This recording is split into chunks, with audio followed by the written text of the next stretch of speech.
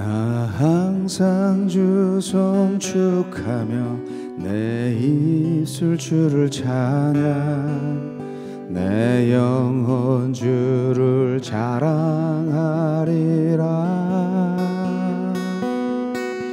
곤고한 자가 듣고 크게 기뻐하리라. 나와 함께 광대하신 주 찬양 다 함께 주 이름 높이세 영원히 내가 외치세 환난에서 나를 건지셨네. 다 함께 주 이름 높이세 영원히 오 광대하신 주를 찬양해. 여호와의 천사들이 주 경외하는 자들을 악에서 보호하시리로다.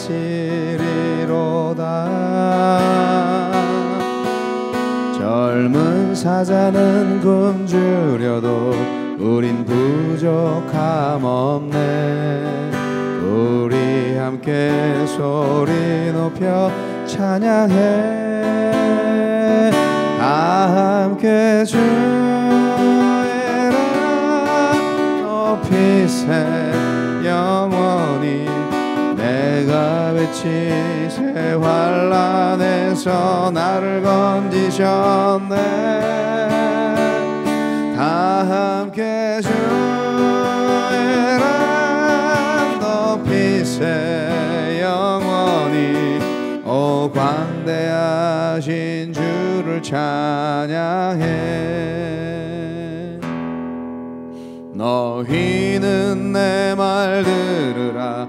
너 장수하기 원하면 입술에 악과 괴사 금하라.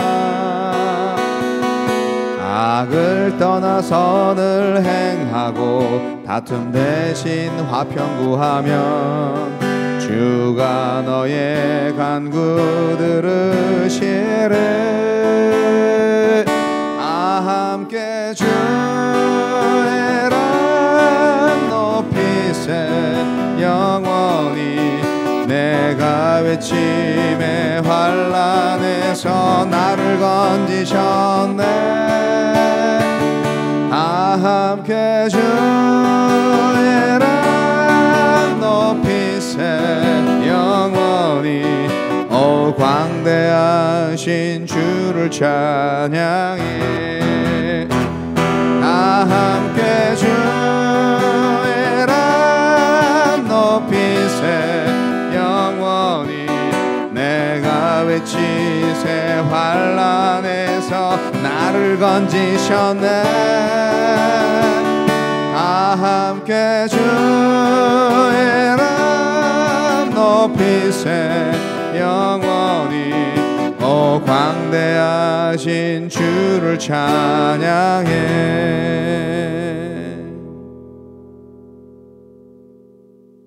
할렐루야. 7월 30일 목요일 이사야 14장 24절로 32절 말씀. 만군의 여호와께서 맹세하여 이르시되 내가 생각한 것이 반드시 되며 내가 경영한 것을 반드시 이루리라.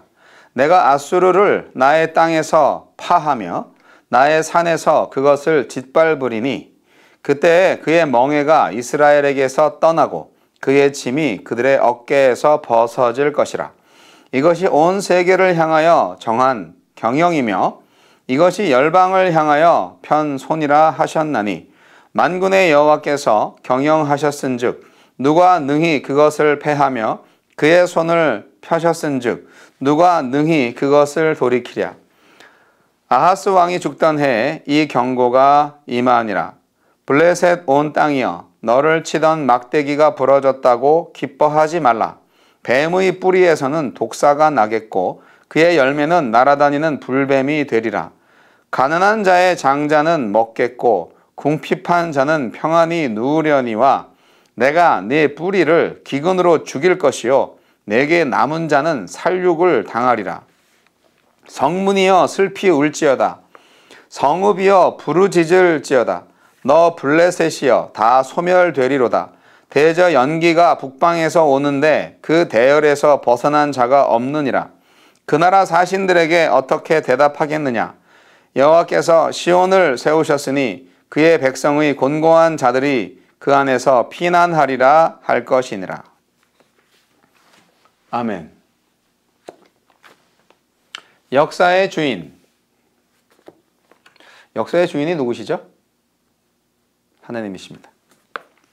바벨론에 이어서 아수르와 블레셋의 심판을 선언하시는 하나님. 하나님은 이 심판이 온 세계를 향한 자신의 경영임을 밝히시고요. 자신만이 역사의 주인이심을 드러내십니다. 14장 24절로 27절까지는 아수르의 멸망에 관한 예언을 하고 있고요. 28절로 32절까지는 블레셋의 멸망에 관한 예언을 하고 있습니다. 자, 오늘의 말씀은 역사의 주인이신 하나님께서 아수르를 심판하시고 또한 블레셋을 심판하겠다라는 말씀의 예언입니다. 아수르에 대한 멸망은 아주 짧게 기록되어 있지만 그러나 반드시 이루어진다라는 강조점이 있는 것이 특징입니다. 아수르의 멸망은 하나님께서 정하신 일이기 때문에 반드시 이루어진다는 그런 말씀을 오늘 우리가 보고 있습니다. 그리고 아수르에 이어서 블레셋이 또 멸망할 것이다 라고 예언을 하십니다. 블레셋은 가나안 남서쪽에 있는 부족 국가죠. 역사적으로 볼 때 끊임없이 이스라엘의 나쁜 적이었습니다. 아주 이스라엘과 항상 적대관계를 가지고 살았는데요. 이스라엘 왕국 형성 전에는 잠시 이스라엘을 지배하기도 했던 강대국이었습니다. 다윗 왕국이 수립되면서 오히려 이제 종속국이 되기도 했지만요. 하나님은 블레셋이 아수르의 침략의 공포에서 벗어났다고 안심하거나 기뻐하지 말라고 하시면서 이제 곧 바벨론에 의해 더 큰 침략을 받아 살육당하고 소멸될 것임을 말씀하셨습니다. 블레셋의 침략에 대한 기사는 구약 여러 곳에서 발견할 수가 있는데요. 블레셋의 심판에 관한 이 예언도 앞에 아수르의 심판의 경우와 마찬가지로 이스라엘의 구원과의 관계 속에서 기술되고 있습니다. 블레셋은 하나님의 심판을 받아서 멸망하지만 반대로 시온은 하나님으로 말미암아 견고히 세워질 것이다. 하나님을 도피처로 삼아서 피난하게 된다는 그런 사실이 오늘 강하게 대조되어 있습니다. 우리는 바벨론 왕의 멸망을 통해서 교만의 결과가 무엇이냐를 우리는 분명히 알 수 있습니다. 바벨론 왕은 대단한 야망을 가진 왕이었어요. 그의 야망은 가장 높은 지위에 오르는 것이었는데 심지어 하나님까지 그 경쟁의 대상으로 삼았죠. 그렇게 교만한 마음이 결국 바벨탑을 쌓아서 하늘까지 닿아보자 라는 고대의 불순종한 사람들의 야망을 그대로 반영한다. 이 말씀은 어제도 그제도 드렸습니다. 이러한 바벨론 왕의 교만함이 결국 궁극적으로 하나님의 심판을 받아서 완전히 음부로 스올로 직행하는 원인이 되었죠. 자, 하나님의 백성을 가장 괴롭힌 자의 운명에 관해서 오늘 말씀드리겠습니다. 역사적으로 볼까요? 일본은 한일 합방 후에 그리스도인들을 가장 박해했습니다. 그들의 식민 통치 35년 동안 한국 기독교는 정말 수많은 순교자로 피를 흘렸는데요. 근데 일본이 세계 제2차 세계대전을 이끌었는데 잠자는 호랑이였던 미국을 공격을 했죠. 그래서 결국 그것이 패전의 원인이 되었습니다. 그리고 원자폭탄으로 두 도시가 폐허가 됐고요. 한마디로 심판을 받은 거죠. 자, 사울은 어때요? 사울은 다윗을 가장 괴롭힌 사람이었습니다. 사울의 말로가 어땠습니까? 정말 비참했습니다. 하나님의 징계를 받아서 친혈육은 불구자 무비보셋 하나만 남겨놓고 다 죽었죠. 자, 그리고 모세를 대적했던 고라와 그를 추종했던 무리들 역시 한 사람도 남김없이 땅에 삼키움을 당하고 여호와의 불로 전멸했습니다. 이 고라 이야기는 민수기 16장 31절로 35절에 나와 있는데, 그래서 오늘 말씀 안에서 블레셋이 어떻게 되냐? 블레셋은 이스라엘 역사 중에서 이스라엘 백성들을 가장 괴롭힌 민족이기 때문에 이사야 선지자는 그러한 블레셋의 운명에 대해서 하느님의 심판을 선포하고 있는 것입니다. 근데 그 선포가 어떤 의미가 있는지 살펴보자 이거죠. 블레셋은 강한 민족입니다. 그런데 뛰는 놈 위에 나는 놈이 있다고 더 강한 자를 만나서 그야말로 박살이 나는 거죠. 블레셋은 팔레스타인 지역에서 철기 문화를 가장 먼저 시작한 민족이었습니다. 그래서 철기 문화를 먼저 시작했기 때문에 강한 무기를 가지고 있었죠. 그래서 주변의 국가들한테 아주 위협적인 존재가 되었습니다. 이 사람들은 해상 무역을 하면서 동시에 해적질을 했기 때문에 상당히 경제적으로도 부유했습니다. 이러한 여력을 바탕으로 다윗 시대에도 완벽하게 점령되지 않아서 이스라엘 역사 동안에 아주 가시 같은 존재로 남아 있었습니다. 그런데 이제 그들의 운명이 어떻게 되느냐? 결국 아수르의 칼날에 끝이 난다 하는 것입니다. 여러분, 성도님들은요, 자신을 괴롭히는 사람들에 대해서 직접 복수할 필요가 없습니다. 하느님의 처분에 맡기시면 됩니다. 하느님의 백성은 어차피 그렇게 되게 돼 있어요. 블레셋은 기근과 살육을 당한다고 합니다. 하느님의 백성을 괴롭힌 자에 대해서 하느님은 외부적인 환난뿐만이 아니라 내부적인 환난을 일으켜서 고통의 강도를 더하십니다. 그들이 모았던 재물을 빼앗으시기도 하고요, 명성과 권세를 빼앗으시기도 합니다. 또 불의의 사고로 그들의 가족이 화를 당하기도 하죠. 이외에 가족 간의 갈등이 심화돼서 서로 원수가 되기도 합니다. 블레셋의 기근과 살육이 닥친다는 것은 그들의 죄의 대가, 내부적으로는 가난에 시달리고 외부적으로는 사람들이 죽임을 당하게 될 것이다. 그래서 온 나라가 혼란에 빠질 것이다. 뭐 이런 말씀이 되겠죠. 애굽은 이스라엘 백성들을 노예 취급해서 아주 괴롭혔습니다.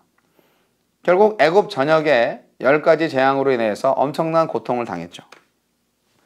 하나님은 이렇게 자기 백성을 사랑하시고 자기 백성의 원수를 갚으시는 하나님이십니다. 블레셋은 아수르의 침공 이후에 회복하지 못하고 지금까지 다른 나라에서 독립운동을 전개하고 있습니다. 팔레스타인 그들이에요. 자, 이사야 선지자의 이 경고성 예언 적중합니다. 그래서 세계 역사를 지배하시는 하나님의 권능이 그대로 나타납니다. 이스라엘 역사 가운데에서 블레셋이 하나님의 백성을 괴롭힌 가시같은 존재로 상당 기간 존속했던 것은 블레셋 자체가 사실 강했거나 부유해서가 아니라 하나님의 정하신 때까지 심판이 유보되었기 때문입니다. 물론 강했죠. 그러나 아무리 강해도 하나님께서 봐줬기 때문에 그렇게 지탱하고 있었던 것이죠. 그래서 우리는 깨달아야 됩니다.